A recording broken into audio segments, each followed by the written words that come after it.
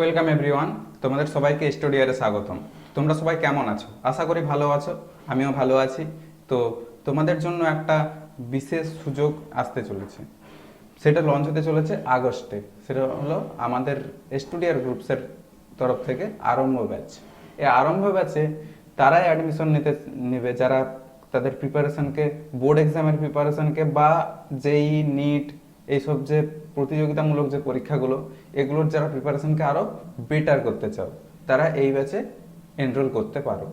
এটা একটা premium batch এবং এখানে যে টপিকগুলো আলোচনা হবে খুব সহজভাবে বুঝিয়ে দেওয়া হবে এবং নিজে বুঝতে পারবে। আমাদের যে ভিডিওগুলো ইউটিউব বা অ্যাপে যে ভিডিওগুলো দেওয়া আছে, সেই ডেমো ভিডিওগুলো দেখলে তোমরা বুঝতে পারবে। তো ওই ভিডিওগুলো দেখো, দেখে যদি তোমাদের ভালো লাগে তোমরা এই আরম্ভ ব্যাচে এনরোল করো। ওকে, চলো মেন টপিকে যাওয়া যাক। পরমাণুর গঠন। আজকে আমি যে অধ্যায়টি নিয়ে আলোচনা করব সেটা হলো পরমাণুর গঠন, ক্লাস 11-এর একটা চ্যাপ্টার। তো এই চ্যাপ্টারটা বোর্ড এক্সামের জন্য তো অবশ্যই ইম্পর্ট্যান্ট এবং বিভিন্ন প্রতিযোগিতামূলক প্রশ্নের ক্ষেত্রে খুব গুরুত্বপূর্ণ একটা চ্যাপ্টার। এখান থেকে অনেক কিন্তু নাম্বার আসে। ওকে, তো এই পরমাণুর গঠন, পরমাণুর যে কনসেপ্ট, প্রথম পরমাণুর ধারণা দিয়েছিলেন বিজ্ঞানী ডাল্টন। তো তারপরে বিভিন্ন মডেল তৈরি হয়েছে, সেই মডেলগুলো ভুল প্রমাণিত হয়েছে, তারপরে সেই ভুলটাকে কেউ ঠিক করেছে। এইরকমভাবে পরমাণু নিয়ে যে গবেষণা বা পরমাণু নিয়ে যে চর্চা, সেটা কিন্তু এগিয়ে চলেছে। ওকে, ঠিক আছে।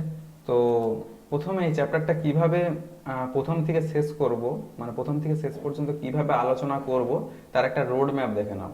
প্রথমত ইন্ট্রোডাকশন দেব, তারপর ট্রেন্ড অ্যানালাইসিস করব, থমসন অ্যাটমিক মডেল, তারপরে Rutherford experiments, isotope, isobar, isotone, isodiaphere, quantum number.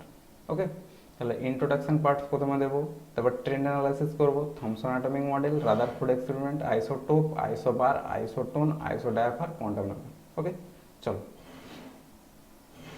প্রথমত ইন্ট্রোডাকশন পার্ট দেখো। প্রথমত পরমাণুর ধারণা দিয়েছিলেন এর আগে, ডাল্টনের আগে পরমাণুর ধারণা দিয়েছিলেন ভারতীয় বিজ্ঞানী নয়, ঠিক দার্শনিক বলা যায়। ওকে, তো কনাদ,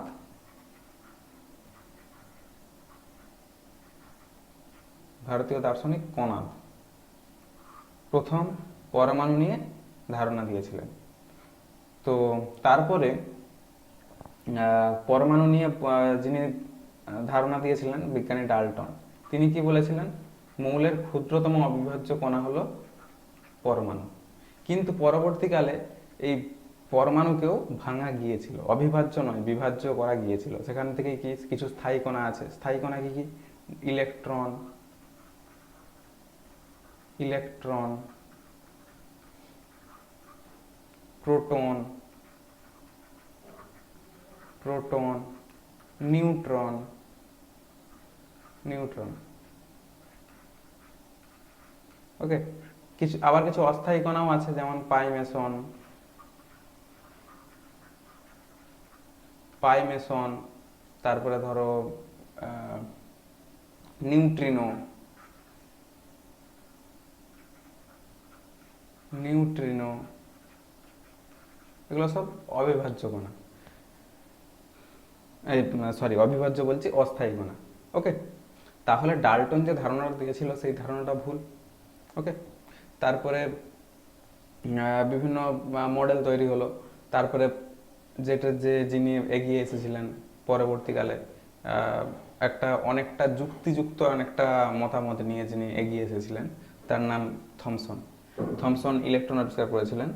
তো থমসনের যে মডেলটা, সেটা আমি আলোচনা করব প্রথমে। তো তার আগে একটু ট্রেন্ড অ্যানালাইসিস করে নিই। ট্রেন্ড অ্যানালাইসিস দেখো। ওকে,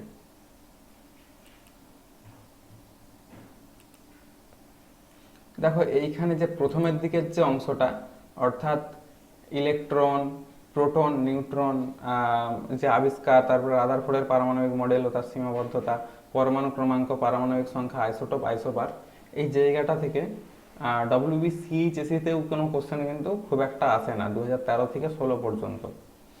ওকে, তারপরে 2014-তে শুধুমাত্র কোশ্চেন এখান থেকে 1 নম্বর আসছিল। তারপরে আর কিন্তু যেই মেন্স, নিটস কিসেও কিন্তু কোনো কোশ্চেন কিন্তু এখান থেকে আসে না। ওকে, তারপর বোর্ডের মডেল, সীমাবদ্ধতা, এই অংশটা থেকে কিন্তু বোর্ড এক্সামে ভালোই কিন্তু কোশ্চেন আসে। ওকে, আর ডব্লিউবিজেইতেও কিন্তু কোশ্চেন 1 বছর ছাড়া ছাড়া আসে, অর্থাৎ অল্টারনেটিভ ইয়ারে কিন্তু আসে 1 বছর ছাড়া ছাড়া। যেই মেন্সে এখান থেকে কোশ্চেন কিন্তু রেগুলার আসে, মাঝে 2-1 বছর হয়তো আসে না, কিন্তু এই যে 2014-তে যেমন আসেনি, কিন্তু এখান থেকে কোশ্চেন কিন্তু ভালোই আসে। ওকে, তারপর নিট এক্সামে এখান থেকে কোশ্চেন আসে, এখন কিন্তু আসে না, মানে 2 বছর ছাড়া ছাড়া আসে এখান থেকে। তারপরে কোয়ান্টাম সংখ্যা, কক্ষ উপকক্ষের ধারণা, এসপিডি, উপকক্ষের আকৃতি, এইখান থেকে কিন্তু WBCHSC অর্থাৎ বোর্ড এক্সামে কিন্তু কোশ্চেন রেগুলার আসে। তারপরে ডব্লিউবিজেইতে এখান থেকে কোশ্চেন কিন্তু রেগুলার আসে, 2016-তে আসেনি। যেই মেন্সে এখান থেকে কোশ্চেন খুব একটা কিন্তু প্রত্যেক বছর যে আসে সেরকম কিন্তু নয়। যেমন 2013-তে এসেছিল, 2013-তে আসেনি, 2014-তে এসেছিল, 15-তে আসেনি, 16-তেও আসেনি। তো এইরকমভাবে কিন্তু এখান থেকে কোশ্চেন যদি যেই মেন্সে দেখি, শেষ পার্টটা থেকে কিন্তু কোশ্চেন খুব একটা আসে না। এখানে মিডিলের যে পার্টটা, অর্থাৎ ডি ব্রগলি ইকুয়েশন, তারপরে ধরো হাইজেনবার্গের অনিশ্চয়তা নীতি, এই জায়গাটা থেকে কিন্তু এই যেই মেন্সে কোশ্চেন বেশি আসে। তারপরে নিটে কিন্তু এইখান থেকে, অর্থাৎ শেষ যে অংশটা, সেখান থেকে কিন্তু কোশ্চেন রেগুলার আসে একদম। ওকে, তাহলে এর যে ট্রেন্ড অ্যানালাইসিস, সেটা করে যেগুলো দেখতে পেলাম, যে টপিকগুলো ইম্পর্টেন্ট, তো সেই টপিকগুলো নিয়ে আলোচনা করব। তো দেখে নাম থমসনের পারমাণবিক মডেল। থমসন কি বলছেন? থমসন ইলেকট্রন আবিষ্কার করেছিলেন, জে থমসন। তো এই বিজ্ঞানীর নাম জে থমসন। তো এই থমসন কি বলছেন যে পরমাণুর মধ্যে যদি মানে এইটাকে একটা তরমুজের মতো ধরে নেওয়া যায়, এটা একটা তরমুজের মতো ভাবো, তাহলে তরমুজের যে শাঁসটা, এই জায়গাটা, এই যে জায়গাগুলো, ওকে, এই যে জায়গাগুলো দেখতে পাচ্ছ, এই যে জায়গাগুলো, তরমুজের যে শাঁসটা, অর্থাৎ লাল অংশটা, সেই লাল অংশটায় পজিটিভ চার্জ ছড়িয়ে ছিটিয়ে আছে, পজিটিভ চার্জটা এইভাবে ছড়িয়ে আছে সেই শাঁসটার মধ্যে, তরমুজের ওই শাঁস, লাল যে শাঁসটা, ওই জায়গাটার মধ্যে। আর তরমুজের বিচেগুলোতে মাইনাস চার্জ আছে। এরকমভাবে তিনি একটা মডেল দিয়েছিলেন। তাহলে এই পরমাণুটাকে একটা তরমুজ কল্পনা করো, তরমুজের যে শাঁসটা, সেখানে পজিটিভ চার্জ ছড়িয়ে ছিটিয়ে আছে, এবং তরমুজের যে বিচে, সেখানে এই নেগেটিভ চার্জ রয়েছে। ওকে, এগুলো ভাবো তরমুজের বিচে, তরমুজ বীজ এগুলো, আর এটা তরমুজের শাঁস। ঠিক আছে, ওকে। নেক্সট, রাদারফোর্ডের আলফা কণা বিচ্ছুরণ পরীক্ষা। এটা পার্টিকেল ইমিটার থেকে, মানে এখান থেকে আলফা কণাটাকে নির্গত করা হচ্ছে। আলফা কণা যে এখানে প্লেট আছে, গোল্ড ফয়েল, সোনার পাত, খুব পাতলা সোনার পাত, এটা 0.004 mm। একটা কথা ভাবো, সে সোনার পাত পেয়েছে, সেইটাকে নিয়ে সে এরকম পরীক্ষা করছে। আমরা সোনার পাত পেলে সেটা নিয়ে নিতাম, রেখে দিতাম, কিন্তু যদি সে সোনাটাকে ব্যবহার করতো বা বিক্রি করতো, তাহলে তো অনেক টাকা পেয়ে যেত। বেকার মানে এরকম করে মানে আমাদের সমস্যা হচ্ছে, মানে আমাদেরকে পড়তে হচ্ছে বেশি, তাই না? সেই জন্য আমাদেরকে এইটা নিয়ে আলোচনা বেশি করতে হচ্ছে। যাই হোক, সে যাই করেছে, কিন্তু সেই জন্য আমাদেরকে কিন্তু জানতেও হবে, কিছু করার নেই। তো একটু মন দিয়ে দেখো। ওকে, তো গোল্ড ফয়েল, এই যে দেখতে পাচ্ছ, এই গোল্ড ফয়েলে আলফা পার্টিকেল ফেলা হচ্ছে। আলফা পার্টিকেল পড়ার পরে বেশিরভাগ আলফা কণা একদম এই যে স্ক্রিনটা রয়েছে, ডিটেক্টিং স্ক্রিন, জিঙ্ক সালফাইড পর্দা এটা, তো এই পর্দাতে যে কি করছে, ধাক্কা মারছে, এই পর্দাতে যে ধাক্কা মারছে। তাহলে এখান থেকে কি বোঝা যাচ্ছে, একটা পরমাণু ভাবো, এখান থেকেই পরমাণু মডেলটা তিনি দিয়েছিলেন, বেশিরভাগ কণাই বেরিয়ে যাচ্ছে, বেশিরভাগ আলফা কণাই বেরিয়ে যাচ্ছে, এখানে ইলেকট্রনগুলো ধরো রয়েছে। তখন তো আর জানতো না যে এখানে ইলেকট্রন আছে বা কি আছে, এগুলো যা হোক একটা কণা ভাবো, হ্যাঁ, তখন তো জানতো না, এখন আমরা জানি, ঠিক আছে। তাহলে বেশিরভাগ কণাই দেখা যাচ্ছে সোজা বেরিয়ে যাচ্ছে, একদম সোজা বেরিয়ে যাচ্ছে। আর কিছু আলফা কণা যেই পথে যাচ্ছিল সেই পথে 180 ডিগ্রি অ্যাঙ্গেলে, একদম যেই পথে যে গিয়েছিল সেই পথেই ফিরে আসছে। আর কিছু সামান্য পরিমাণ বেঁকে যাচ্ছে, কিছু পরিমাণ আলফা কণা সামান্য পরিমাণ বেঁকে যাচ্ছে। ওকে, বোঝা গেছে? দেখো, তাহলে কিছু বেশিরভাগই কণায় কি করছে, এই পর্দাতে যে ধাক্কা মারছে। তাহলে এখান থেকে কি বোঝা যায়, কি সিদ্ধান্তে আসা যায়, যে পরমাণুর বেশিরভাগ অংশই ফাঁকা, সেই জন্যই কি ফাঁকা স্থান দিয়ে এই কণাগুলো চলে যাচ্ছে, এই পর্দায় যে আঘাত করছে, ঠিক আছে। আর দ্বিতীয় যে কথাটা, যে কিছু কণা দেখো সোজা যেয়ে সোজা ফিরে আসছে, মানে 180 ডিগ্রি অ্যাঙ্গেলে ফিরে আসছে। তো এইটা থেকে কি সিদ্ধান্তে আসা যায়, যে পরমাণুর মধ্যে নিশ্চয়ই কোনো ভারী একটা কণা রয়েছে, ভারী একটা কিছু রয়েছে। তো সেই ভারী জায়গাটার নামই, ভারী অংশটা, কিছু একটা একটা ভারী অংশ আছে, সেই ভারী অংশটার নামই নিউক্লিয়াস। নিউক্লিয়াসে কে আছে, প্রোটন আর নিউট্রন। নিউট্রন ভারী কণা একটা, তো নিউক্লিয়াসটা সেই অর্থে ভারী পরমাণুর। তাহলে এখান থেকে কি সিদ্ধান্তে আসা গেল, যে পরমাণুর মধ্যে একটা ভারী অংশ রয়েছে। পরমাণুর দুটো অংশ আমরা জানি, যখন যদিও যখন পরীক্ষাটা চলছে তখন তো এগুলো জানা যায়নি, তো এখন আমরা জানি। তো এই যে নিউক্লিয়াস, আমরা সবাই জানি রাদারফোর্ড আবিষ্কার করেছিলেন প্রোটন। তো এই যে অংশটা, এই অংশটা বোঝা গেল যে পরমাণুর মধ্যে একটা ভারী অংশ রয়েছে, সেই অংশটার নামই কি, নিউক্লিয়াস। ওকে, তারপরে কিছু কণা দেখো নিউক্লিয়াসের কাছ থেকে সামান্য পরিমাণ বেঁকে যাচ্ছে। তাহলে এখান থেকে কি সিদ্ধান্তে আসা যায়, দেখো আলফা কণার চার্জ কি, পজিটিভ। তাহলে এই পজিটিভ পজিটিভ কি করবে, বিকর্ষণ করবে। আর এই যে নিউক্লিয়াসের চার্জও কি পজিটিভ, সেই জন্য এই পজিটিভটা যখন এই নিউক্লিয়াসের কাছাকাছি আসছে, কিছুটা কি হচ্ছে, বিকর্ষণ হওয়ার ফলে কিছুটা বেঁকে যাচ্ছে। ওকে, কিছু কণা 90 ডিগ্রিতে বেঁকে যাচ্ছে, 90 ডিগ্রি বা তার বেশি কোণে বেঁকে যাচ্ছে।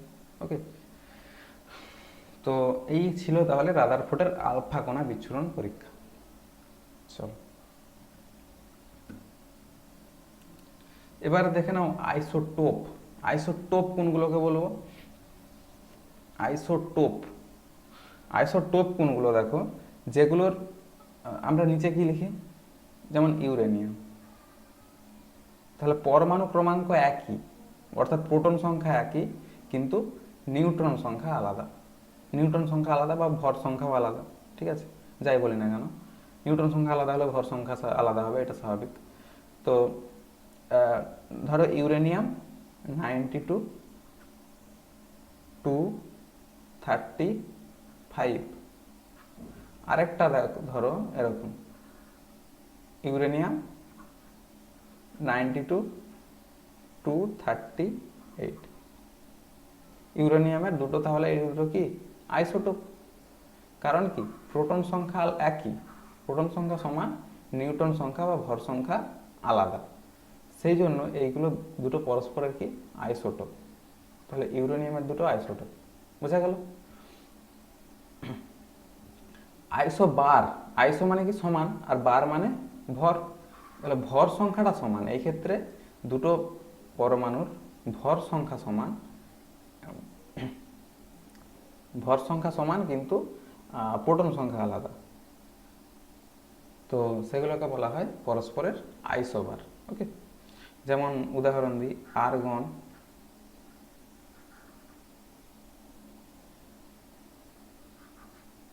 Potassium, calcium.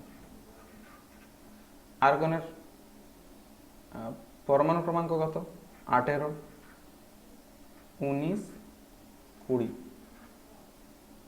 এটার কত? 40, 40, 40। তাহলে দেখো ভর সংখ্যাটা একই, কি প্রোটন সংখ্যাটা আলাদা। ওকে, তাহলে এগুলো পরস্পরের কি আইসো বার। ওকে, এবার দেখো আইসোটোন। আইসোটোন কি? যাদের নিউট্রন সংখ্যা একই, নিউট্রন সংখ্যা একই, সেগুলো হচ্ছে যেমন মানে ভর সংখ্যাও আলাদা আর পরমাণু ক্রমাঙ্কও আলাদা, তবে কিনা নিউট্রন সংখ্যা সমান। যাদের নিউট্রন সংখ্যা সমান, আইসোটোন আর নিউট্রনের টোন দুটো মনে রাখবে, তাহলে এইভাবে মনে রাখতে হবে। নিউট্রন সংখ্যা একই, তাদেরকে বলা হয় পরস্পরের আইসোটোন। ওকে, উদাহরণ দিই, যেমন পটাশিয়াম 19, 39 আর ফ্লুরিন 9, 19।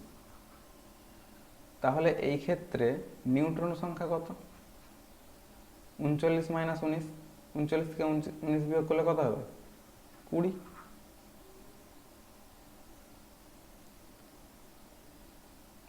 আর 19 থেকে 9 বিয়োগ করলে কত হবে? 10। এই 10 বলছি, সরি, এটা ভুল বললাম, আমি উদাহরণটাই ভুল বললাম, সরি সরি সরি।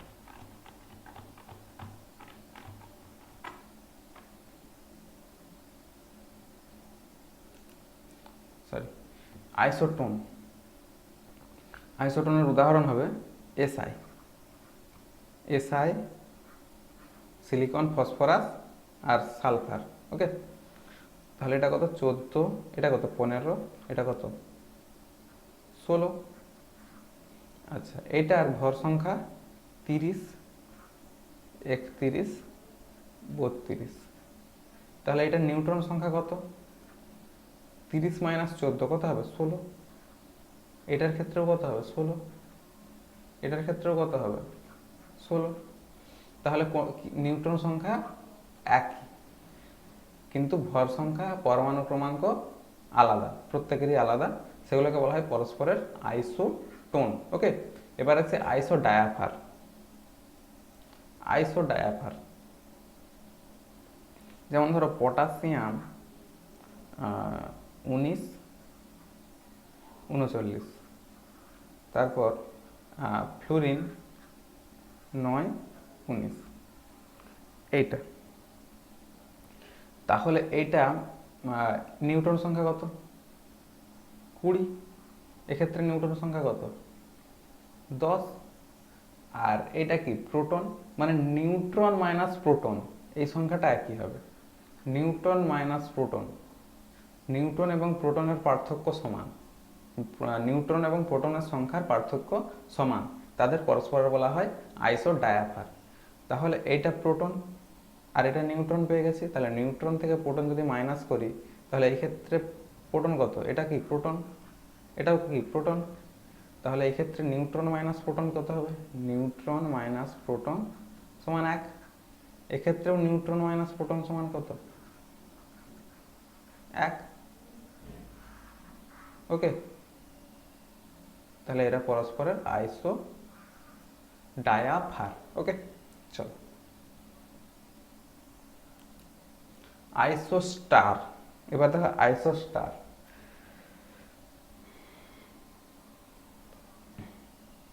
আইসো স্টার, দেখো উদাহরণ দেখো, নাইট্রোজেন, সিও, তারপরে ধরো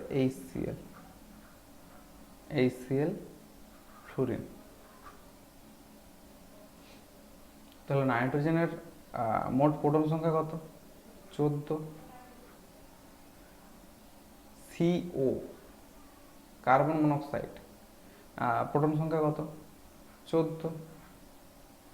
HCl প্রোটন সংখ্যা, তাহলে এরা পরস্পরের কি আইসো স্টার।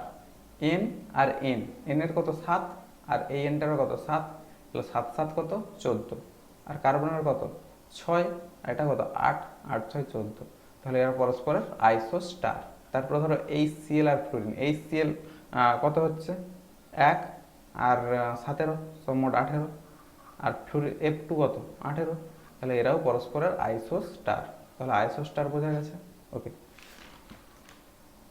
এবারে দেখো আইসো ইলেকট্রনিক মানে ইলেকট্রন সংখ্যা সমান, যেমন CO CN মাইনাস, তারপরে N2 CO কত, কার্বনের কত 6টা আর অক্সিজেনের কত 8টা 14টা, এগুলো এইভাবে হিসাব করবে। আর কার্বনের কত 6টা, নাইট্রোজেনের কত 7টা, প্লাস এই যে একটা মাইনাস, তাহলে আরও একটা ইলেকট্রন, সমোট কত হচ্ছে 14, আর নাইট্রোজেনের কত, দুটো নাইট্রোজেন, একটা নাইট্রোজেনের কত 7, দুটোর কত 7 গুণিত 2, তাহলে কত হচ্ছে 14, বোঝা গেছে। তাহলে এরা পরস্পরের আইসো ইলেকট্রনিক, বোঝা গেছে। নেক্সট তরঙ্গ দৈর্ঘ্য। তরঙ্গ দৈর্ঘ্যটা কি? তরঙ্গ দৈর্ঘ্য দেখো, এই যে একটা তরঙ্গ কিভাবে বিস্তার লাভ করে, প্রথমে দেখো একটা তরঙ্গ এইভাবে বিস্তার লাভ করে, এইভাবে চলতে থাকে, যেই তরঙ্গই হোক না কেন, যেমন শব্দ একটা তরঙ্গ, আলো একটা তরঙ্গ, এগুলো সবই এইভাবে বিস্তার লাভ করে। তো এই যে তরঙ্গ গ্রাফটা দেখতে পাচ্ছ, এই যে জায়গাটা, এই এই জায়গাটা একদম যেখানে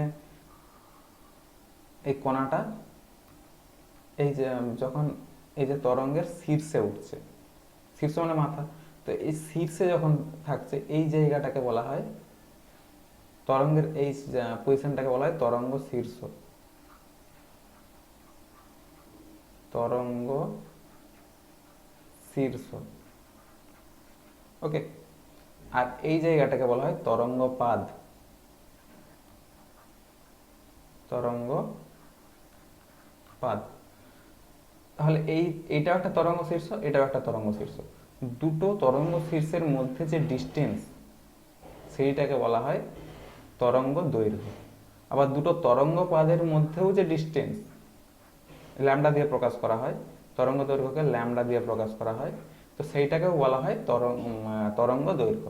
তাহলে বোঝা গেছে দুটো তরঙ্গ শীর্ষ বা দুটো তরঙ্গ দৈর্ঘ্য পাদের মধ্যে দূরত্বকে বলা হয় তরঙ্গ দৈর্ঘ্য। ওকে, তো তরঙ্গ দৈর্ঘ্য কিছু একক আছে, যেমন 1 অ্যাংস্ট্রম, 1 অ্যাংস্ট্রম সমান 10⁻⁻8 সেন্টিমিটার। আবার এটাকে যদি মিটারে প্রকাশ করি তাহলে 10⁻10 মিটার। ওকে, আবার 1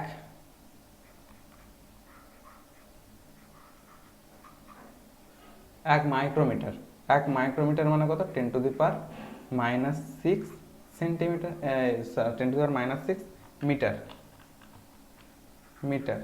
তাহলে সেন্টিমিটারে করলে কত হবে 10⁻4 সেন্টিমিটার।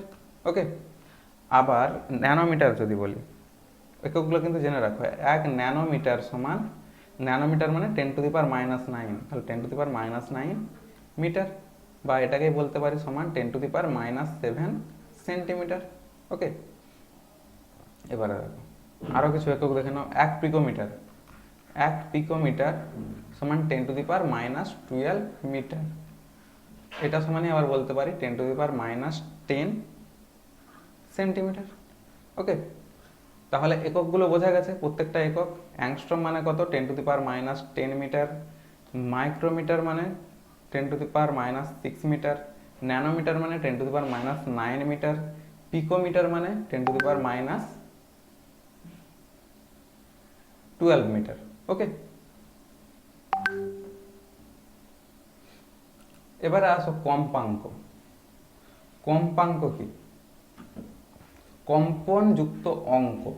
কম্পনটা কিরকম হিসাবে ক্যালকুলেট হয় দেখো, এই যে একটা তরঙ্গ বিস্তার লাভ করছে, এটা একটা তরঙ্গ বিস্তার লাভ করছে, তরঙ্গের কম্পাঙ্কের সংজ্ঞা এটা বলছে যে 1 সেকেন্ডে বা একক সময়ে, আমি যদি বলি একক সময়ে বা 1 সেকেন্ডে, যাই বলি না কেন, তাহলে একক সময়ে একটি তরঙ্গ, কোনো কণা যতগুলি পূর্ণ তরঙ্গ, এটা একটা পূর্ণ তরঙ্গ, আবার এখান থেকে এইটা একটা পূর্ণ তরঙ্গ,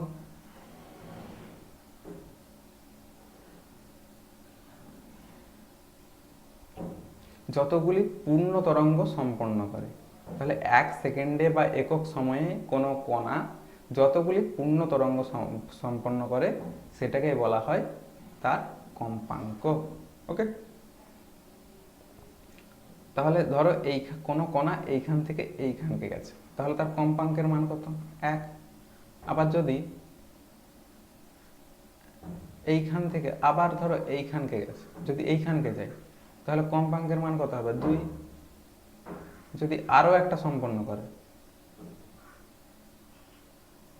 এইখানকে যদি কণাটা আসে, তাহলে এই অবস্থানে তার কম্পাঙ্ক কত হবে? 3।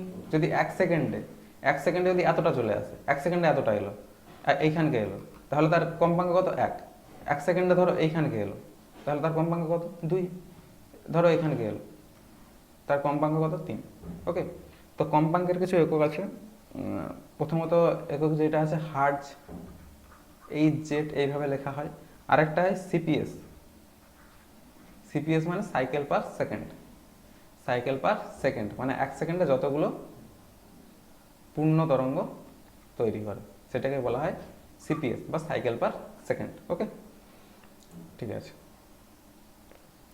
তো এই নিয়ে কিছু টার্মস বলি, যেমন কম্পাঙ্ককে মিউ দিয়ে প্রকাশ করা হয়। কম্পাঙ্ককে মিউ দিয়ে প্রকাশ করা হয়। মিউ নয়, এটা নিউ, নিউ দিয়ে প্রকাশ করা হয়। ওকে, তো ভুল বললাম, এটা মিউ নয়, নিউ।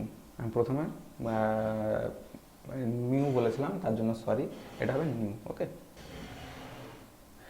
এই নিউ সমান হয় নিউ ভ্যারিজিয়াস 1/λ, অর্থাৎ তরঙ্গ দৈর্ঘ্যের সঙ্গে কম্পাঙ্ক কি ব্যস্তানুপাতিক। অর্থাৎ তরঙ্গ দৈর্ঘ্য যত বেশি হবে এই নিউটা কম্পন তত কম হবে। তরঙ্গ দৈর্ঘ্য মানে কি? দুটো তরঙ্গ শীর্ষের মধ্যে দূরত্ব, এই দূরত্বটা যদি কম হয়, তো দূরত্বটা যখন কম হবে তখন কিরকম হবে তরঙ্গটা? এরকম হবে, তাই তো? তখন তাহলে বেশি বেশি সংখ্যক এরকম পূর্ণ তরঙ্গ সৃষ্টি করতে পারবে, বেশি সংখ্যক তৈরি করতে পারবে না। আর যখন এই তরঙ্গ দৈর্ঘ্যটা বেশি হবে তখন কিরকম হবে? ধরো অনেক, এই যে এই ডিস্টেন্সটা তো কম এই সময়, তাই না? আবার যখন বেশি হবে এইরকম হতে হবে। তাহলে এইরকম সময়ে এই কম্পন পূর্ণ তরঙ্গ সৃষ্টি করা বেশি সম্ভব নয়, বেশি শক্তি দিতে হবে। মানে পূর্ণ তরঙ্গ সৃষ্টি করা সম্ভব না নয়, বেশি শক্তি দিতে হবে। বেশি শক্তি দিয়ে কম তরঙ্গ দৈর্ঘ্য মানে কম পূর্ণ তরঙ্গ উৎপন্ন হবে।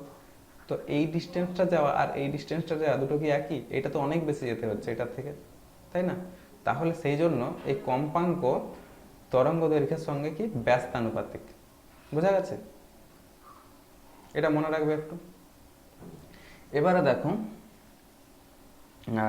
তরঙ্গ সংখ্যা বা ওয়েভ নাম্বার, ইংরেজিতে যদি বলি ওয়েভ নাম্বার, নিউ বার সমান 1/λ। এটা যেমন ভ্যারিজিয়াস 1/λ, এটা হচ্ছে 1/λ। তাহলে তরঙ্গ দৈর্ঘ্য যদি দিয়ে দেয় সেখান থেকে তরঙ্গ সংখ্যা বের করতে পারবে, এটা দিয়ে অঙ্ক থাকে। বলে দিল তরঙ্গ দৈর্ঘ্য 2, তরঙ্গ সংখ্যা কত? 1/2 হবে, তাই তো? ঠিক আছে, এরকম ধরনের অঙ্ক কিন্তু মানে শর্ট কোশ্চেন হিসাবে থাকবে। বুঝা গেছে? ঠিক আছে, এবারে আসা যাক প্ল্যাঙ্কের কোয়ান্টাম তত্ত্ব। প্ল্যাঙ্কের যে কোয়ান্টাম তত্ত্বগুলো আছে, তরঙ্গ কিভাবে বিস্তার লাভ করে, দেখো তরঙ্গর কিন্তু দুটো ধর্ম আছে, এইভাবে বিস্তার লাভ করতে পারে, আরেকটা তরঙ্গ হিসাবে বিস্তার লাভ করতে পারে। তরঙ্গের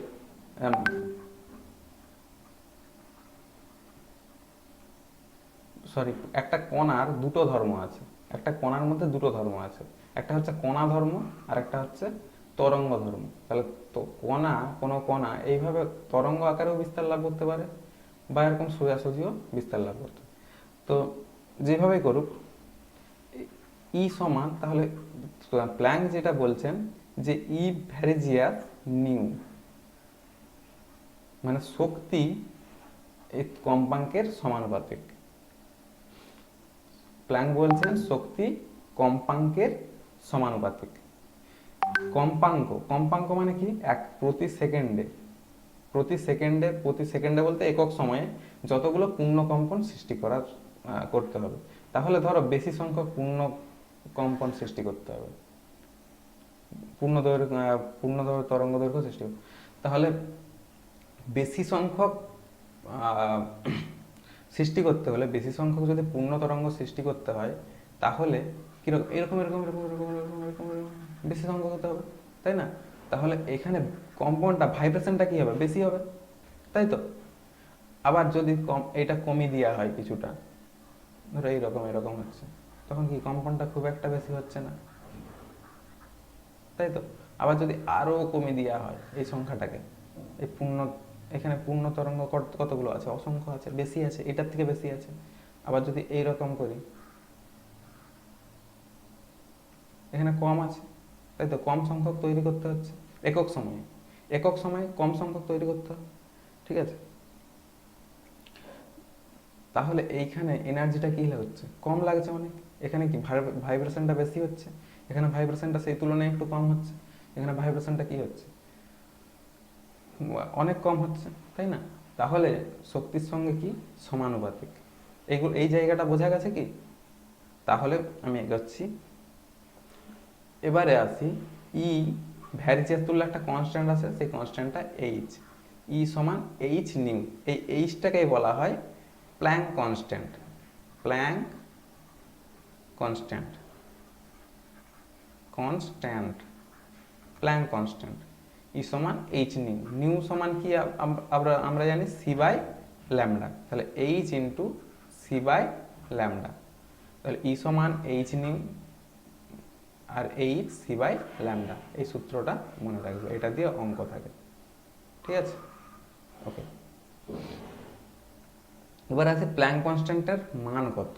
এই প্ল্যাঙ্ক কনস্ট্যান্ট এইচ এর মান 6 পয়েন্ট, এটা মনে রাখবে। এইচ সমান 6.626 ইন্টু 10 টু দি পাওয়ার -27। এটা হচ্ছে আর্ক সেকেন্ড। আচ্ছা, এটাকে যদি জুলে কনভার্ট করি, জুলে কনভার্ট করলে হয়ে যাবে এটা 6.626 into 10 to the power -34 joule per second, নয় জুল সেকেন্ড। আমরা কি জানি? আর্ককে জুল করতে হলে 10 টু দি পাওয়ার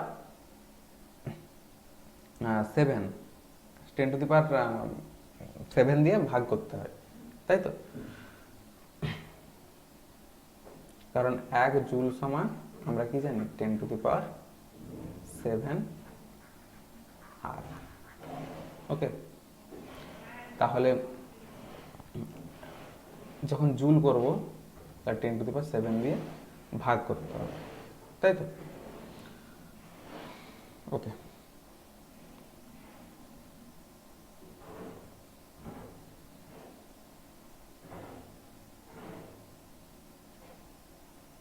ঠিক আছে, চলো এবার আসি ইলেকট্রনের কৌণিক ভরবেগ। এবার ইলেকট্রনের কৌণিক ভরবেগ নির্ণয় করব আমরা। একটা ইলেকট্রন ধরো, একটা ইলেকট্রন নিউক্লিয়াসের চারদিকে ঘুরছে, নিউক্লিয়াসের চার্জ প্লাস, আর একটা ইলেকট্রন এই নিউক্লিয়াসের চারপাশে আবর্তিত হচ্ছে। তাহলে এখানে ই সমান, আমরা আইনস্টাইনের ইকুয়েশন থেকে কি জানি? ই সমান এমসি স্কোয়ার। ওকে, আবার প্ল্যাঙ্কের যে থিওরি, সেখান থেকে কি জানলাম? প্ল্যাঙ্কের কোয়ান্টাম তত্ত্ব থেকে কি জানলাম? ই সমান এইচ নিউ। এটা তো জানলাম, এই জানলাম। ওকে, তাহলে এমসি স্কোয়ার সমান, দুটোই তো এমসি স্কোয়ার সমান এইচ নিউ। আবার নিউ সমান কি জানি আমরা? C by lambda. তাহলে H C by lambda. Okay, তাহলে এমসি স্কোয়ার সমান আলটিমেটলি কি পেলাম, এমসি স্কোয়ার সমান এইচ সি বাই ল্যামডা। তাহলে সিসি যদি ক্যান্সেল করে দিই উভয় পাশ থেকে, তাহলে এমসি সমান এইচ বাই ল্যামডা, তাই তো। এমসি স্কোয়ার সমান এইচ নিউ সমান H C by lambda, MC square সমান কি এইচ সি বাই ল্যামডা, এইখান থেকেই তো পাচ্ছি, তাই তো। তাহলে সিসি যদি কেটে দিই তাহলে কত হবে, এমসি সমান এইচ বাই ল্যামডা। এবারে আসি ল্যামডা সমান তাহলে কি হবে, তাহলে বা ল্যামডা সমান MC by sorry H by MC, তাই তো, এইচ বাই এমসি। ওকে, এবারে এই সিটাকেই পার্টিকেলের ক্ষেত্রে, এটা তরঙ্গের ক্ষেত্রে সি লেখা হয়, যখন পার্টিকেল বা মানে কণা ধর্ম থাকবে, সে কণা যখন ধর্ম থাকবে তখন এটাকে বলবো এইচ, এইচ বাই এম, সিটাকে বলবো ভি। ওকে, ঠিক আছে। তো এটা তরঙ্গের ক্ষেত্রে আর এটা পার্টিকেলের ক্ষেত্রে। এটা কিসের ক্ষেত্রে, ওয়েভ, এটা পার্টিকেল, পার্টিকেল। ওকে, বোঝা গেছে। তাহলে এই যে পুরো যে বৃত্তাকার পথটা, এই বৃত্তাকার পথটা কিরকম, এটা যদি কণা আকারে বিস্তার লাভ করতো, কণা আকারে যখন বিস্তার লাভ করছে এই বৃত্তাকার পথেই যাচ্ছে এইভাবে। ওকে, তরঙ্গ আকারে এইভাবে কিন্তু বিস্তার লাভ করে। তরঙ্গ যেটা দেখালাম ওইভাবেই বিস্তার লাভ করছে, মানে এইভাবেই বিস্তার লাভ করছে, কিন্তু সেটা বৃত্তাকার পথে। তো এই বৃত্তাকার একটা পথের পরিধি কত হয়, বৃত্তাকার কোন বৃত্তের পরিধি 2 পাই আর, তাই তো। 2 পাই আর, 2 পাই আর, 2 পাই আর সমান তাহলে কি হবে, এখানে কতগুলো ল্যামডা আছে, ল্যামডা মানে তরঙ্গ দৈর্ঘ্য, এখানে একটা তরঙ্গ দৈর্ঘ্য, এখানে একটা তরঙ্গ দৈর্ঘ্য, এখানে একটা তরঙ্গ দৈর্ঘ্য, এরকম কি এন সংখ্যক তরঙ্গ দৈর্ঘ্য রয়েছে, এইভাবে ঘুরছে বৃত্তাকার পথে। তাহলে সেখানে কি অনেক সংখ্যক এরকম তরঙ্গ দৈর্ঘ্য রয়েছে, এরকম যে তরঙ্গ দৈর্ঘ্য এভাবেই তো বিস্তার লাভ করছে। তাহলে কতগুলো ল্যামডা রয়েছে, এখানে একটা ল্যামডা আছে, আবার এখানে একটা ল্যামডা আছে, এখানে একটা ল্যামডা আছে, যাই হোক এইরকম। তাহলে এন সংখ্যক কি তৈরি করবে, ল্যামডা। তাহলে 2 পাই আর সমান এন ল্যামডা, বুঝা গেছে। তাহলে 2 পাই আর সমান এন ইন্টু ল্যামডার মান কত পেলাম, এইচ বাই এম ভি। ওকে, তাহলে এখান থেকে কি পাই, এই এম ভিটাকে এদিকে নিয়ে চলে আসি, যদি এম ভি আর সমান এন এইচ বাই 2 পাই, নিচে নামবে 2 পাই, তাহলে এম ভি আর সমান এন এইচ বাই 2 পাই। এটাই কি কৌণিক ভরবেগ, কৌণিক ভরবেগকে বলা হয় এম ভি আর। তাহলে এম ভি আর সমান এন এইচ বাই 2 পাই। তাহলে ইলেকট্রনের কৌণিক ভরবেগ জানা গেল। তাহলে ইলেকট্রনের কৌণিক ভরবেগ এম ভি আর সমান এন এইচ বাই 2 পাই, এটা মনে রাখবে, এটা সূত্র। ঠিক আছে, নেক্সট, পরমাণুর এনতম কক্ষপথের ব্যাসার্ধ। পরমাণুর যে ব্যাসার্ধ বা রেডিয়াস সেটাকে আর ধরছি, আর ছোট হাতের আর। তো এই আর এন, এনটা কি ওই যততম কক্ষপথ তত, এইরকম ধরো এটা নিউক্লিয়াস, এই প্রথম কক্ষপথটা এন সমান কত হবে 1, দ্বিতীয় কক্ষপথের এন সমান 2, আবার তৃতীয় কক্ষপথে এন সমান 3, এরকম এন সমান 4, 5 এরকম চলতে থাকবে। তাহলে আর এনটাকে যততম কক্ষপথ সেইটাকে চিহ্নিত করা হচ্ছে, কক্ষপথের নাম্বার আর কি। তো এনতম কক্ষপথে ধরো আচ্ছা ইলেকট্রনটা ঘুরছে, তো সেই কক্ষপথটার ব্যাসার্ধ কত, সেটা সেটা সূত্র কি, N square by Z, N square by Z into 0.529 angstrom. Okay, এটা হচ্ছে এনতম কক্ষপথের ব্যাসার্ধ। তাহলে আর ওয়ান সমান কত হবে, আর ওয়ান 1/z, জেড বলতে আচ্ছা 1 যখন হবে তখন জেডটাও কত হবে, এটা হবে 1 স্কোয়ার। জেড বলতে পারমাণবিক সংখ্যা, ওকে, পারমাণবিক সংখ্যা। তাহলে একটা কক্ষপথ, প্রথম কক্ষপথ কার থাকে বা যার থাকবে তার পরমাণু একটা ইলেকট্রন ধরো ঘুরছে, তাহলে সেখানে তার প্রোটন সংখ্যাও কত হবে বা পারমাণবিক ক্রমাঙ্কও কত হবে, মানে জেড সেটাও একই হবে, তাই তো, ইন্টু 0.529 অ্যাংস্ট্রম। ওকে, তাহলে এটা যদি আমরা অনুপাত নির্ণয় করি আর এন বাই আর ওয়ান, সবই দেখো একই, এটা যদি তাহলে ভাগ করে দিই, দেখো জেডটা থাকবে আর এন স্কোয়ার থাকবে, আর এটা কি হবে, কেটে যাবে, তাই তো।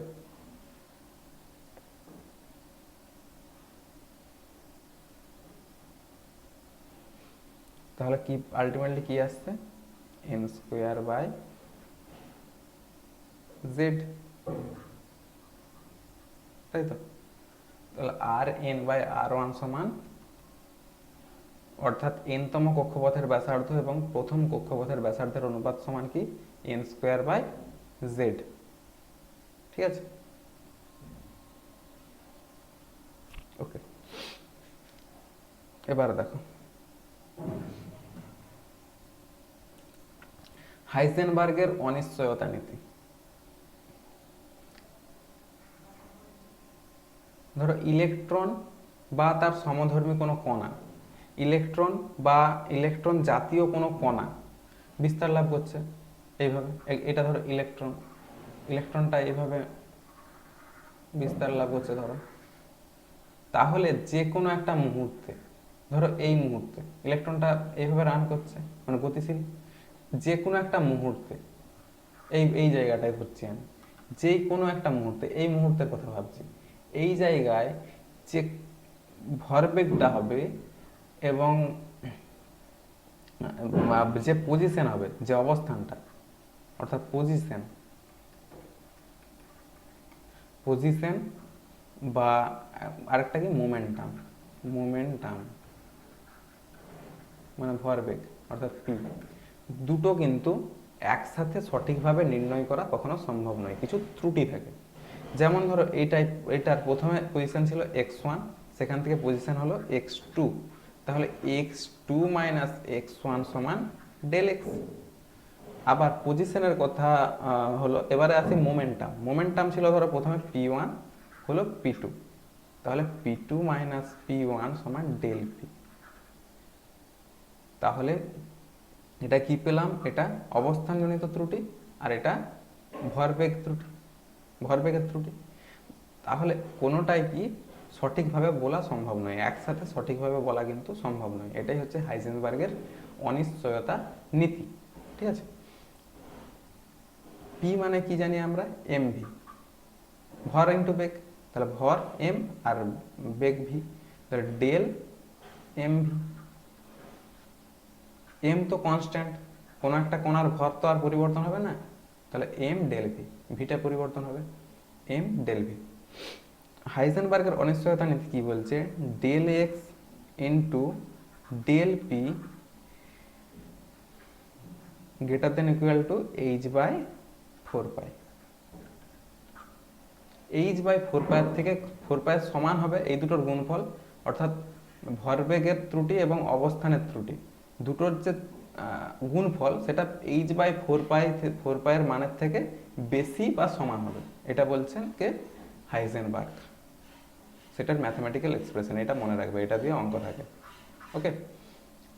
এবারে del X into del V মানে কি, M del V greater than equal to H by 4 pi, okay, ঠিক আছে। এবারে দেখো কোয়ান্টাম সংখ্যা।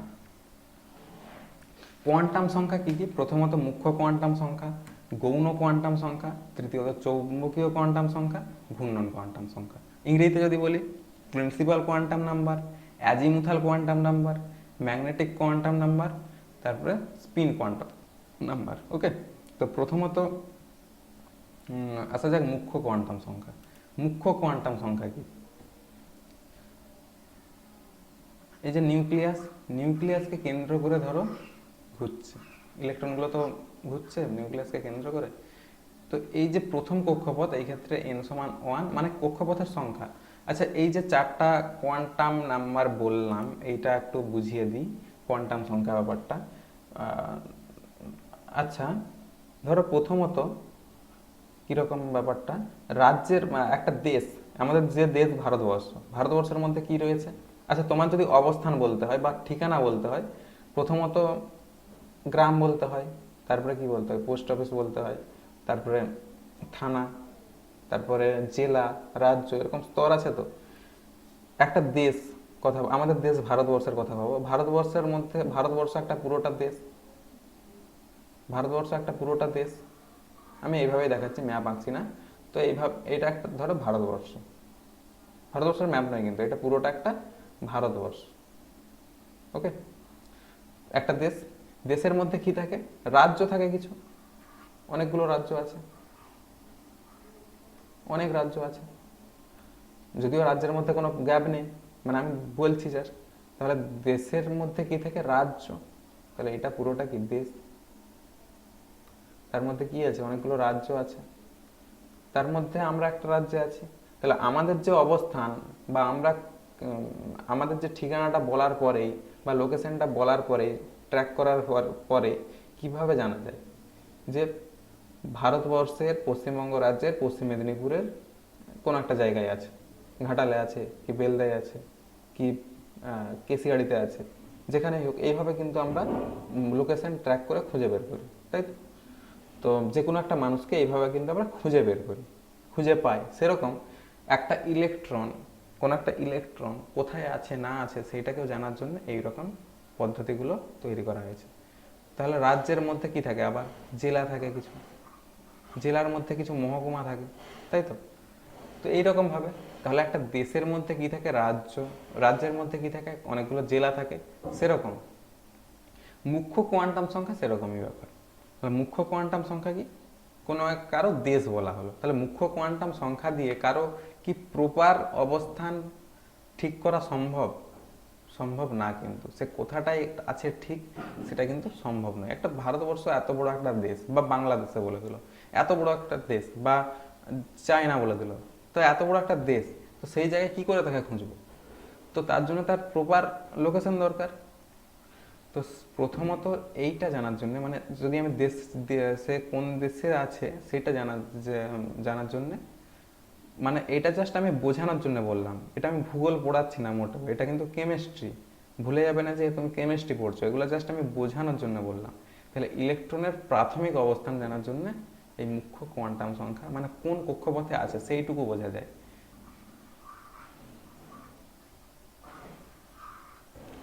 এটা এক্ষেত্রে n সমান 1, প্রথম কক্ষপথ n সমান 1, দ্বিতীয় কক্ষপথ n সমান 2, তারপরে কক্ষপথ n সমান 3, ওকে, n সমান 4। এইভাবে কিন্তু মুখ্য কোয়ান্টাম সংখ্যা দিয়ে বোঝা যায় যে কততম কক্ষপথে ইলেকট্রনটা ঘুরছে।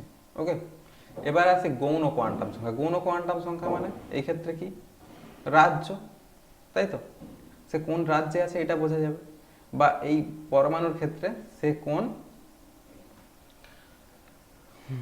উপকক্ষে আছে। তাহলে প্রথমত কিরকম থাকে? এইটা একটা কক্ষ, এটা একটা কক্ষ ভাবো, কক্ষের ভিতরে থাকে উপকক্ষ,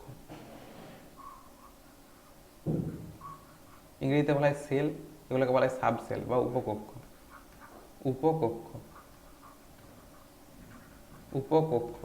উপকক্ষের ভিতরে আবার থাকে কক্ষক। ওকে, তাহলে এই গৌণ কোয়ান্টাম সংখ্যা থেকে উপকক্ষ জানা যায়, বা আমরা যদি বাস্তবিক ক্ষেত্রে দেখি সেটা কি? রাজ্য। আমি যে উদাহরণটা দিলাম সেই হিসাবে রাজ্যটা বোঝা যায় সেই মানুষটার। ওকে, তাহলে এইটা থেকে উপকক্ষ জানা যায়। তারপরে আছে চৌম্বকীয় কোয়ান্টাম সংখ্যা। চৌম্বকীয় কোয়ান্টাম সংখ্যা থেকে জানা যায় যে সেটা কোন কক্ষকে আছে। ওকে, মানে কোন জেলাতে আছে। আমরা যদি এই ক্ষেত্রে দেখি, মানে আমি যে উদাহরণটা দিয়েছি সেই ক্ষেত্রে কোন জেলাতে আছে সে ব্যক্তিটা, তো এইটা বোঝা যায়। তারপরে ঘূর্ণন কোয়ান্টাম সংখ্যা, ঘূর্ণন কোয়ান্টাম সংখ্যা মানে সে কোন দিকে ঘুরে আছে বা কোন কোন পজিশনে আছে সেইটা বোঝা যায়। যেমন সেই নিয়ে পরে আসছি, আমি ঘূর্ণন কোয়ান্টাম সংখ্যা তো পড়াবো, তখন বলবো। তাহলে মুখ্য কোয়ান্টাম সংখ্যা দিয়ে কি বোঝা যায়? এন, মুখ্য কোয়ান্টাম সংখ্যাকে এন দিয়ে প্রকাশ করা হয়। এন এর মান 1, 2, 3, 4, 5 আপ টু ডট হতে থাকে, ডট ডট ডট হতে থাকে। তাহলে এন দিয়ে কি প্রকাশ করা হয়? কক্ষপথ, কততম কক্ষপথে রয়েছে ইলেকট্রনটা। ওকে, নেক্সট। এরপরে দেখো গৌণ কোয়ান্টাম সংখ্যা, বা ইংরেজিতে কি বলা হয়? Azimuthal quantum number.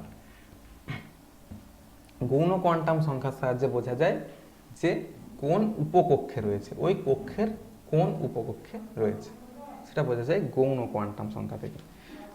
এল এর মান, এটাকে এল দিয়ে প্রকাশ করা হয়, গৌণ কোয়ান্টাম সংখ্যাকে প্রকাশ করা হয় এল দিয়ে। এল এর মান মানে গৌণ কোয়ান্টাম সংখ্যার মান কিরকম হয়? n minus one, n minus one, n minus two, এরকম করে n মাইনাস n পর্যন্ত। তারপর হয় n minus three, n minus four, n minus five, তারপরে শেষে n মাইনাস n পর্যন্ত হয়েছে। ঠিক আছে, বোঝা গেছে কিভাবে এল এর মান কি কি হয়, এরকম হয়। তাহলে যখন n সমান 1, তখন এল এর মান কি কি হতে পারে? n সমান 1, তাহলে n এর মান যদি 1 বসে দিই, তাহলে এখানে যদি 1 বসাই, এল সমান কত হবে? প্রথমেই 0 হয়ে গেল। তারপরে আর কি হবে? 0 হয়ে গেছে প্রথমেই, ব্যাস এখানে শেষ, গল্প শেষ। ঠিক আছে, তারপরে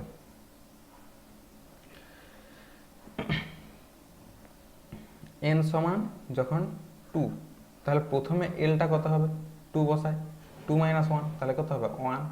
তারপর কত হবে? 2 মাইনাস 2, তাহলে 0, 1 আর 0।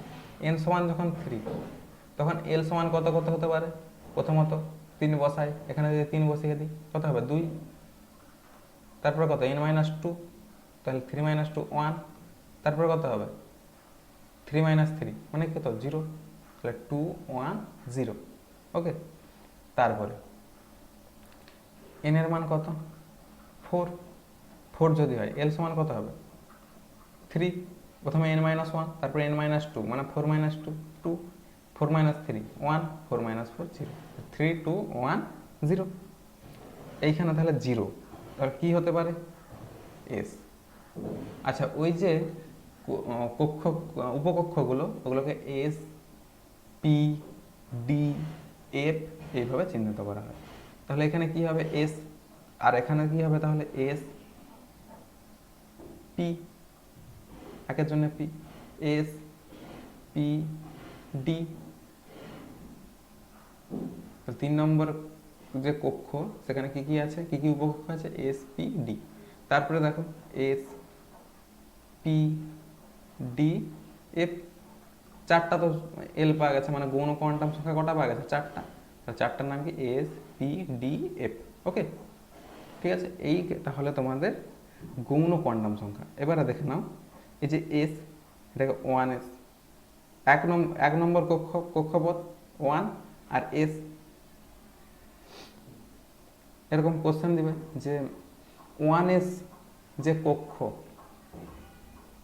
তার সেটার 1s যে উপকক্ষ, 1s উপকক্ষের এল সমান কত, মানে গৌণ কোয়ান্টাম সংখ্যা কত কত হতে পারে।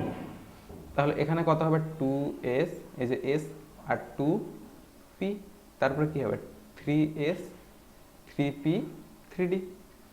তারপরে কত হবে? 3s, 3p, 3d, 3f, এই সরি 4, এগুলো 4 সব, 4, 4, 4, 4s, 4p, 4d, 4f। আচ্ছা, এখান থেকে যদি কোশ্চেন আসে যে 2d কি সম্ভব?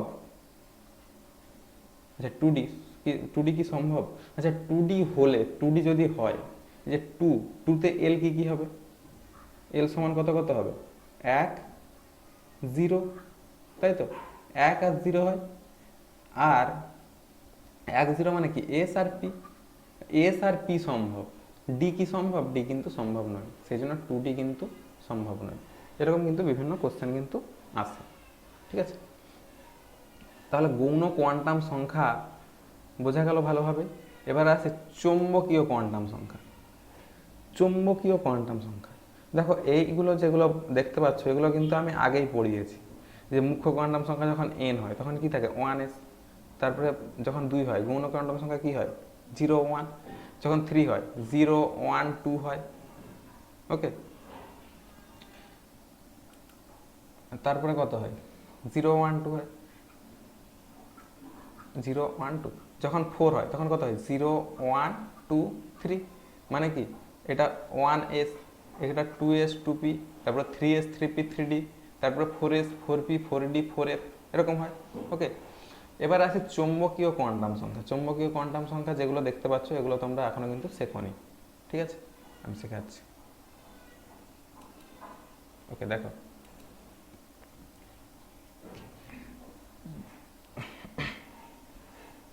যখন n সমান 1, এই যে n সমান যখন 1, n সমান 1, তখন l মানে গৌণ কোয়ান্টাম সংখ্যা সেটা কত হয় 0, মানে 1s 0 হয়। এবার আসা যাক যে চৌম্বকীয় কোয়ান্টাম সংখ্যার মধ্যে কি কি দেখতে হয়। দুটো থাকে, দুটো পার্ট আছে চৌম্বকীয় কোয়ান্টাম সংখ্যার মধ্যে। প্রথম যে অংশটা সেটা হচ্ছে হাউ মেনি ইলেকট্রন, মানে কতগুলো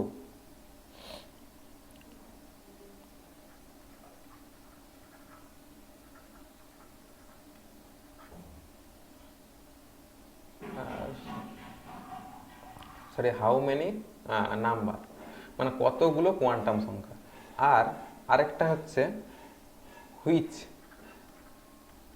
মানে কোনটা। ওকে, যেমন দুটো জিনিস নির্ণয় করতে হবে, একটা উপকক্ষে মোট চৌম্বক কোয়ান্টাম সংখ্যা, সেটা এই সূত্র দিয়ে নির্ণয় করবো 12 প্লাস 1। ওকে, আর একটা নির্ণয় করতে হবে কি চৌম্বক কোয়ান্টাম সংখ্যার মান, মানে ভ্যালুগুলো, এই যে মানগুলো দেখতে পাচ্ছ এগুলো। তাহলে দুটো নির্ণয় করব, একটা হচ্ছে ওই একটি উপকক্ষে মোট চৌম্বক কোয়ান্টাম সংখ্যা মানে কতগুলো, আর কি কি, আর এখানে নির্ণয় করছি কি কি। যখন দেখো n সমান 1, n সমান যখন 1, l সমান কত হয় 0, তাই তো? 0 হলে 12 প্লাস 1 সূত্র যদি বসাই তাহলে m সমান 2l, মানে 2 ইন্টু l কত 0 প্লাস কত 1, তাহলে কতগুলো পাওয়া যাচ্ছে তাহলে 2 ইন্টু 0 0 1, একটা পাওয়া যাচ্ছে। সেই জন্য দেখো একটি একটি সেটা কি না 0, সেটা 0। এবারে এইটা একটা ব্যাপার যে কোথা থেকে কোথা পর্যন্ত হয়, মাইনাস এল থেকে 0 থেকে প্লাস এল, মানে মাইনাস এল থেকে প্লাস এল। এক্ষেত্রে এল এর মান কত 0, মাইনাস এল থেকে 0 থেকে প্লাস এল, 0 এল এর মান কত 0, তাহলে এই ক্ষেত্রে একটাই পাওয়া যাচ্ছে, সেটা কত 0, সেই জন্য দেখো 0। তারপরে দেখো n সমান যখন 2, এই যে n সমান যখন 2, তখন কি কি মানে গৌণ কোয়ান্টাম সংখ্যা কি কি হচ্ছিল 0 আর 1, 0 আর 1, তাহলে 0 এর জন্য কি 0 একটাই পাওয়া যাবে, 2 ইন্টু 0 প্লাস 1, তাহলে একটাই পাওয়া যাবে, একটা কি 0। এবারে দেখো যখন 1, তখন 2 ইন্টু 1 প্লাস 1 সমান কত হচ্ছে 2 একে 2 প্লাস 1 3, তিনটা সম্মট, প্লাস এল থেকে মাইনাস এল, বা যদি বলি মাইনাস এল থেকে প্লাস এল একই কথা, মাইনাস এল থেকে প্লাস এল, এল এর মান কত এই ক্ষেত্রে 1, তাহলে মাইনাস 1 0 মাইনাস 1 তারপরে 0 হবে, তারপরে প্লাস এল। এই যে এখানে সূত্রটা দেখতে পাচ্ছ মাইনাস এল তারপরে 0 তারপর প্লাস এল, এল এর মান এক্ষেত্রে 1, সেই জন্য মাইনাস 1 0 প্লাস 1। তারপরে n সমান যখন 3, n সমান 3 হলে 0, প্রথমে তিনটে পাওয়া যায়, একটা 0 পাওয়া যায় গৌণ কোয়ান্টাম সংখ্যা, 1 পাওয়া যায়, 2 পাওয়া যায়। তাহলে যখন 0 তখন 0, যখন 1 তখন 1, যখন 2, 2 হলে কি হবে 2 গুণিত 2 প্লাস 1 সমান কত হবে 5, সম্মট 5টা। তাহলে মাইনাস এল কত হবে, মাইনাস এল থেকে 0 হয়ে প্লাস 1 প্লাস এল, মাইনাস 2 এর পরে মাইনাস 1 তারপরে 0 তারপর প্লাস 1 প্লাস 2। ওকে, এতগুলো সংখ্যা। এই -2 থেকে +2 এর মধ্যে কতগুলো সংখ্যা আছে? এই এতগুলো পূর্ণ সংখ্যা যদি বলি এতগুলো। ঠিক আছে, তো তারপর n সমান যখন 4, 0 1 2 3 এগুলো তোমরা আগে শিখেছো। যখন 0 হবে তখন 0 1 2 এগুলো কিভাবে বের করতে হয় শিখে গেছো। এবার দেখো যখন 3 হলে কত হবে? 2 × 3 + 1, তাহলে মোট কতগুলো হচ্ছে? 7টা, তাই তো? তাহলে 7টা হলে প্লাস -3, -l থেকে শুরু, l কত? 3, তাহলে -l মানে কি -3, তারপরে -2 -1। আচ্ছা, এখানে একটা মিস্টেক আছে, এটা 0 হবে এখানে, হ্যাঁ এখানে একটা 0 হবে, 0 তারপর +1 +2 +3। ঠিক আছে, সব মোট 7টা হলো। ঠিক আছে, নেক্সট ঘূর্ণন কোয়ান্টাম সংখ্যা। ঘূর্ণন কোয়ান্টাম সংখ্যাটা কি দেখো?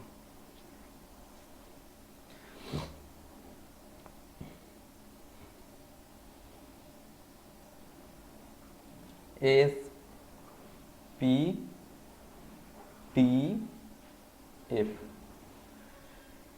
তাহলে এস উপকক্ষ, পি উপকক্ষ, ডি উপকক্ষ, এফ উপকক্ষ।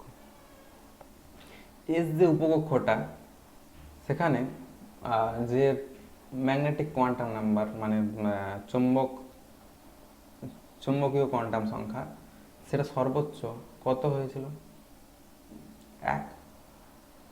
তাহলে একটাই কক্ষক রয়েছে, এর যে উপকক্ষে একটাই কক্ষক রয়েছে। ওকে, পিতে কতগুলো ছিল?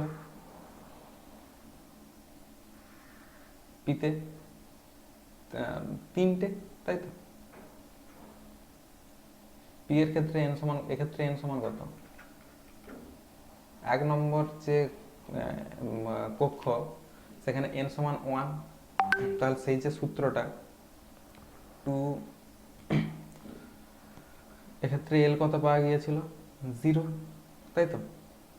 তাহলে 2 × 0 + 1, 12 + 1, তাহলে এটা কত হয়েছিল? 1। একটাই উপকক্ষ, উপকক্ষ নয় মানে কক্ষক, একটাই কক্ষক মানে উপকক্ষের মধ্যে কক্ষক কটা? সর্বোচ্চ একটা। ক্যালকুলেশনগুলো আগে করেছি, যদিও দেখিয়ে দিচ্ছি আরেকবার। আর এই ক্ষেত্রে কতগুলো পাওয়া গিয়েছিল? সর্বোচ্চ 3টে, তাই তো? দেখো 3টে, মানে চুম্বকীয় কোয়ান্টাম সংখ্যা কটা? 3টে পাওয়া গিয়েছিল না?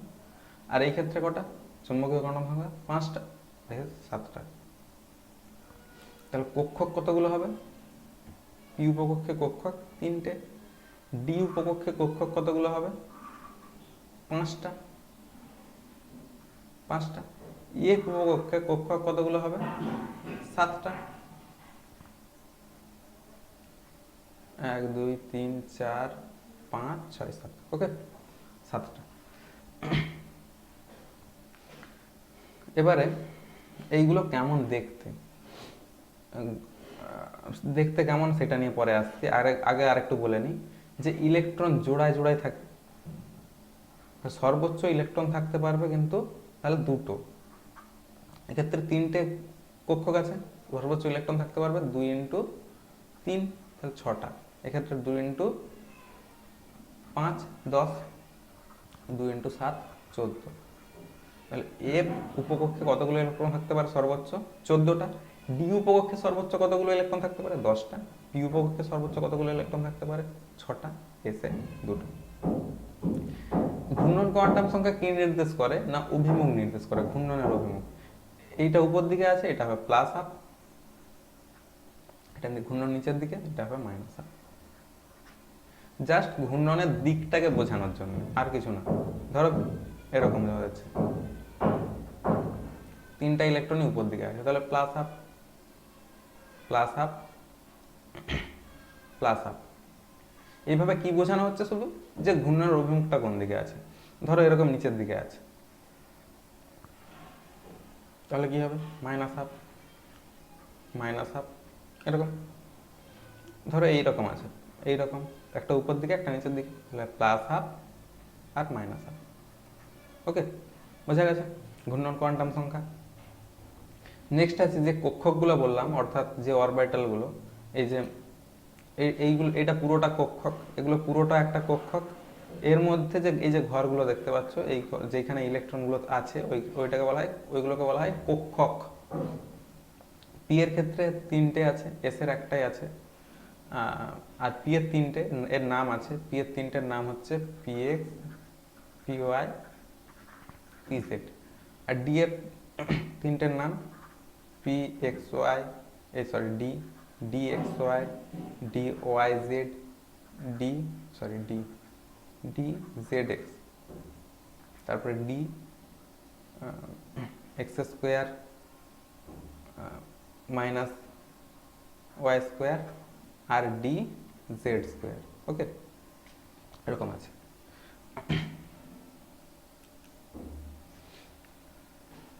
দেখো এবার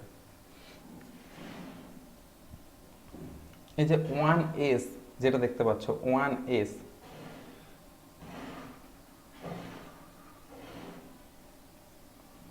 এর একটাই উপকক্ষ আর কক্ষকও একটাই। আর এটা কিরকম হয়, গোলাকার, এটা হয় গোলাকার, আকৃতি কিরকম, গোলাকার। আর এটা আকৃতি কিরকম, এটা কিসের মতো, জিম করো তোমরা নিশ্চয়ই জানো, এটা কি ডাম্বেল একটা, এটা কি ডাম্বেল, তাহলে ডাম্বেল আকৃতি। এটা এক্স, এটা আচ্ছা, এটা এক্স, এটা জেড, তাই তো? তাহলে এটা হচ্ছে ডি এক্স জেড।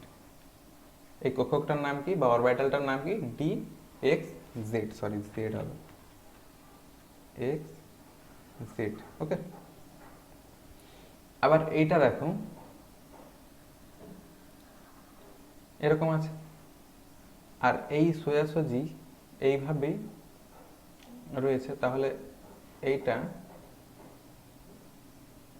আচ্ছা এটা এক্সেট নয়, একটু ভুল বললাম, এটা তো পি, তাই না, এগুলো পি, আমি এটা দেখে বলে দিয়েছিলাম, তার জন্য। এটা হচ্ছে পি, এক্স অক্ষ বরাবর রয়েছে, না এটা জেড, জেড, ঠিক আছে, এটা জেড অক্ষ বরাবর রয়েছে, আর এটা কোন অক্ষ বরাবর রয়েছে, আচ্ছা এটা এক্স, এটা ওয়াই, এটা জেড। ওকে,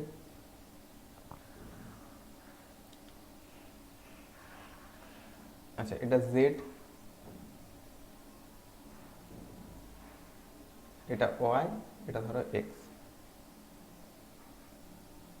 এগুলো এইভাবে রয়েছে, ঠিক আমার আঙুলটার দিকে লক্ষ্য করো, এইভাবে আছে ব্যাপারটা আর কি। মানে যদিও এই দিকেও আছে, এই দিকেও আছে, তো এরকম 90 ডিগ্রি, প্রত্যেকটা অক্ষ প্রত্যেকটার সাথে 90 ডিগ্রিতে আছে, ওরকম ব্যাপারটা আর কি। তো যেটা যা খুশি দিতে পারো, ওটা নিয়ে ব্যাপার না। আচ্ছা এটা জেড অক্ষ বরাবর রয়েছে, এটা এটা একটু আলাদা হবে নিশ্চয়ই, ঠিক আছে, এটা ধরো এক্স অক্ষ বরাবর, এটা জেড, এটা ওয়াই, আচ্ছা এটা জেড, এটা এক্স, এটা ওয়াই অক্ষ বরাবর রয়েছে, ওয়াই,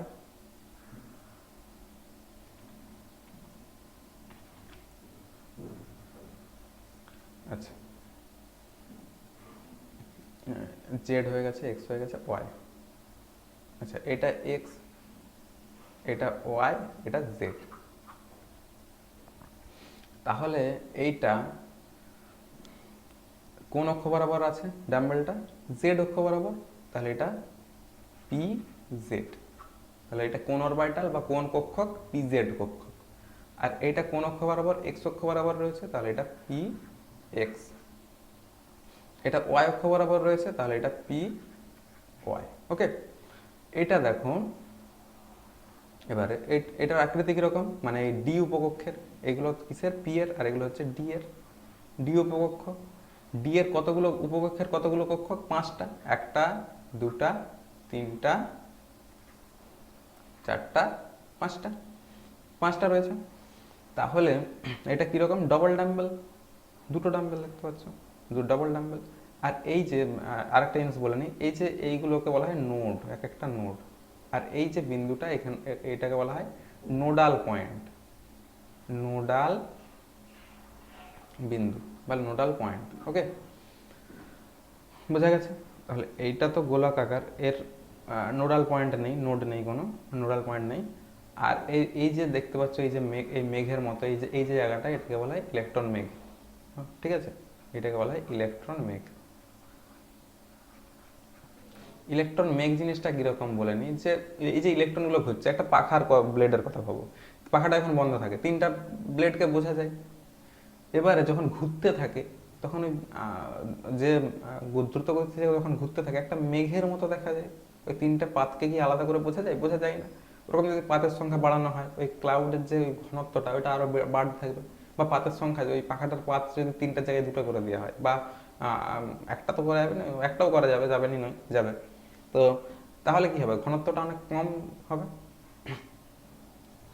ঘনত্বটা কম বোঝা যাবে। সেরকম জিনিসটা হচ্ছে ইলেকট্রন মেঘ। ইলেকট্রনগুলো ওরকম তো ঘুরছে, তো ঘোরার সময় ওরকম একটা মেঘের আকারে দেখা যায়। প্রত্যেকটা ইলেকট্রনকে কিন্তু ওরকম আলাদা আলাদা হবে, যেভাবে আমরা আঁকি সেভাবে কিন্তু দেখা যায় না। ঠিক আছে, ডি এর ক্ষেত্রেও দেখো একইভাবে। এটা দেখো জেড অক্ষ বরাবর রয়েছে, জেড অক্ষ বরাবর রয়েছে, এইভাবে ঘুরতে থাকছে। তাহলে এটা হচ্ছে ডি জেড স্কোয়ার। ওকে, এটা কোন অক্ষ বরাবর রয়েছে? এটা ধরো এটা জেড। আচ্ছা,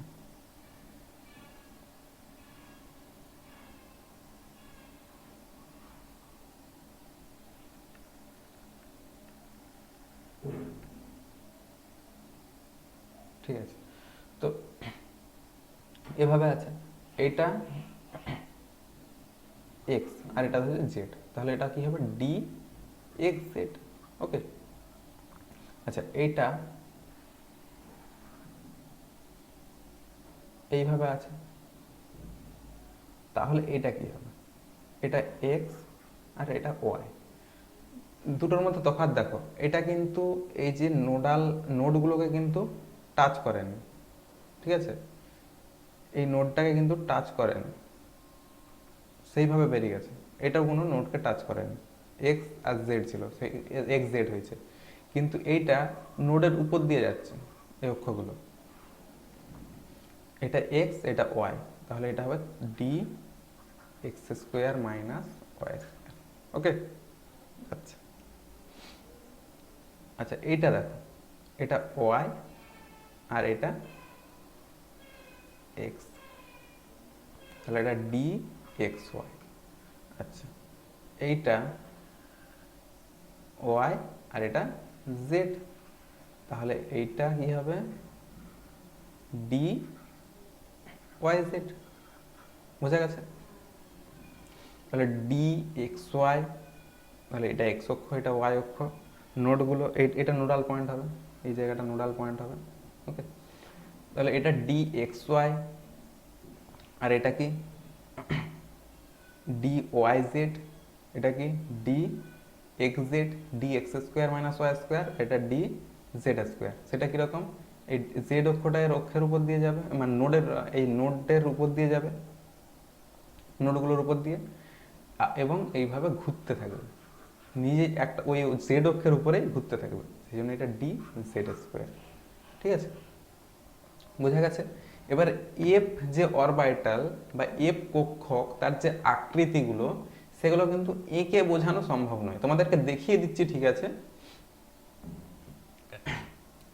তোমাদেরকে দেখিয়ে দিচ্ছি, সেটা ব্যাপার নয়। এটা কক্ষকের আকৃতি, কক্ষক সমূহের আকৃতি হতো। যাই হোক, এটা একটু ঠিক করে নেবে। যাই হোক, এফ কক্ষকের যে আকৃতি, সেটা কিন্তু এঁকে বোঝানো সম্ভব নয় কোনোভাবে। তোমরা দেখে নাও, এফ এর যে 7টা যে কক্ষক রয়েছে, সেই 7টা কক্ষকের আকৃতি দেখে নিতে পারো। ঠিক আছে, দেখে নাও, কারণ এগুলো 3D ইমেজ যে সাহায্যে একমাত্র দেখানো কিন্তু সম্ভব, এগুলো আঁকা সম্ভব না কোনোভাবেই, মানে সমতলে আঁকা সম্ভব না, মানে 2 ডাইমেনশন 2D পিকচার কিন্তু এটা নয়। ঠিক আছে, দেখে নিলে তো। আজকের ক্লাস এই পর্যন্তই, দেখা হচ্ছে পরের ভিডিওতে। আর আমাদের স্টুডিও গ্রুপের সঙ্গে জুড়ে থাকো। আমাদের ফ্রি সার্ভিস রয়েছে, one shot videos, chapter wise lectures, class notes PDF, elite সাবস্ক্রিপশনে রয়েছে daily live classes, daily practice papers, special classes, doubt clearing sessions, daily quizzers, every study materials, weekly test series, এগুলো রয়েছে। ওকে, তো তোমরা এখনই গিয়ে play স্টোরে গিয়ে স্টুডিয়ার অ্যাপটা ইনস্টল করো, এবং যদি তুমি ইউটিউব থেকে ভিডিওটা দেখে থাকো অবশ্যই সাবস্ক্রাইব করবে। Thanks for watching. ভিডিওটা যদি ভালো লেগে থাকে লাইক করবে, এবং কোনো ডাউটস থাকলে বা যদি ভালো লাগে বা যদি ভালো নাও লাগে কমেন্টস করে জানাও, বা আমার কোন জায়গাগুলোতে ত্রুটি রয়েছে সেগুলোও তোমরা কমেন্টস করে জানাবে, এবং বন্ধুদের মধ্যে প্রচুর পরিমাণে ভিডিওটাকে শেয়ার করবে, যাতে তারাও এই ধরনের ভিডিওগুলো পেয়ে তারা উপকৃত হয়। ওকে, আজকের ক্লাস এই পর্যন্তই। দেখা হবে পরের কোনো ভিডিওতে। স্টাডিয়ার মেক স্টাডি ইজিয়ার। পড়তে থাকো, শিখতে থাকো মজার সাথে। ওকে, চলো।